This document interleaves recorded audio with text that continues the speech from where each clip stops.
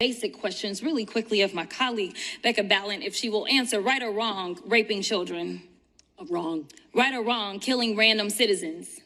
Definitely wrong. Right or wrong, enriching yourself as the sitting president of the United States? Definitely wrong. Okay, thank you, because I probably never would have got that with our witness. Our witness who somehow is a lawyer but does not understand how it works with witnesses. I'm not really sure what law school she went to and what all kind of cases she tried, but typically when you come into a space and somebody's a witness, then they sit there and they answer questions instead of asking questions. And then we also have this objection that we use as lawyers called non-responsive when a witness fails to actually answer the question. But nevertheless, let me address the survivors, because that's exactly who they are. They are not victims, they are survivors. Let me say thank you for having more courage and moral clarity in your pinky fingers than the entire Department of Justice. We are currently the laughing stock of the world, partially because of the failed leadership within the DOJ, as we see kings and queens falling everywhere around the world. But we don't know the basics of right and wrong in this country, because it's not about partisanship. And that's why I applaud Thomas Massie, because he's the only person on the Republican side that has a backbone and knows how to stand up to corruption. But nevertheless, let me keep going. My Democratic colleagues have been attacked this entire committee hearing. They have been lied on. And frankly, the American people weren't looking for that. They were looking for answers about the corruption that they see coming from this administration. In the written testimony of this witness, of this particular witness, she stated that when she took office, she had two main goals. The first was to end the weaponization of justice, and second, to return the department to its core mission. Not only have you lied about both, you've intentionally done the exact opposite.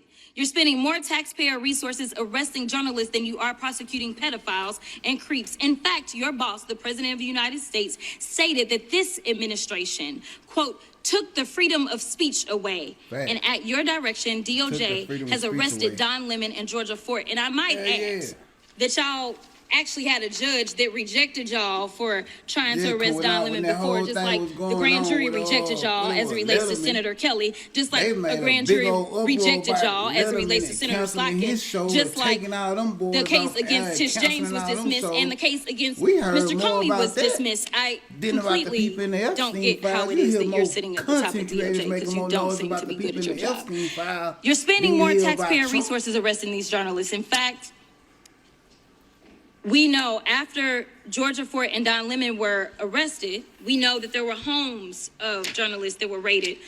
We know that threatened prosecution against students protesting your actions and forced tech companies to remove apps used to track ISIS activities. But let's circle back to you protecting pedophiles and creeps, because I want to talk about the president and his possible involvement with Jeffrey Epstein. Now, I don't know what the president might have done with Jeffrey Epstein, but unlike this administration, I believe that facts matter. So let's talk about the facts. Fact number one, Donald Trump is one of the most named people in the Epstein files. At least 5,000 files contains more than 38,000 references to Trump, his wife, or Mar-a-Lago.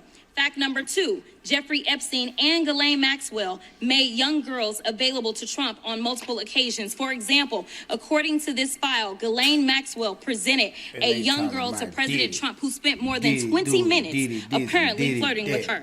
Here's another example. This shows notes from FBI investigators that describe Jeffrey Epstein transporting a victim to Mar-a-Lago to meet with President Trump, where he bragged to Trump that, quote, this is a good one. Now, I'm not saying that the president is a pedophile, but there is a lot of evidence in these files that suggests that he's very close friends with a lot of men who are pedophiles. What's crazy about all of this is just that this is a big cover-up. And this administration is engaged in it. In fact, this administration is complicit. But there are numerous others, like how the DOJ is attempting to obstruct justice in the investigation of the rogue agents who have murdered American citizens, or how the DOJ seized voter data from Fulton County in an attempt to steal the 2026 midterm elections, or how federal agents have Tom Homan on tape accepting a bribe and your agency killed the investigation, or how your agency is ready to give the president a $230 million payday, which is unconstitutional. The Constitution is clear. The president shall not receive any payment except his salary while in office. The fact of the matter is that you will be remembered as one of the worst attorney generals in history. An attorney general who has prioritized obstruction over justice, corruption over the law, fealty to the president over loyalty to the Constitution. And Mr. Chairman, I will yield. Gentlelady yields. Gentleman from Missouri is recognized. Excuse me, gentleman from Kansas, the Attorney General, former Attorney General, Mr. Schmidt is recognized.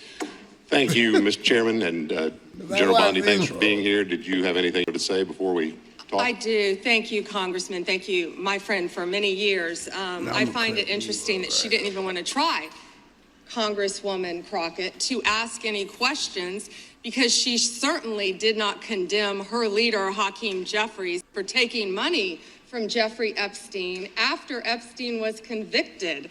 And I will be brief to give you your time, Congressman. This is what she didn't want to talk about. Texas, from Cuba, convicted, homicide, arson, weapon offense. Convicted. You know, So what we Estrada, talking about? Convict Texas, some of these convicted, perpetrators that homicide. rape these women that are Chairman, sitting time behind you, time that belongs you to the refuse gentleman to even from acknowledge Kansas. they are here. Time belongs to the Texas. gentleman from Kansas. Mr. Chairman, could I have a few seconds You back bet, to make you up bet. for the yelling? Thank you. General, did you have anything Congress. further to say? Texas, convicted of homicide. Cecil Joseph, from Dominican Republic. Texas. Oh, there we go.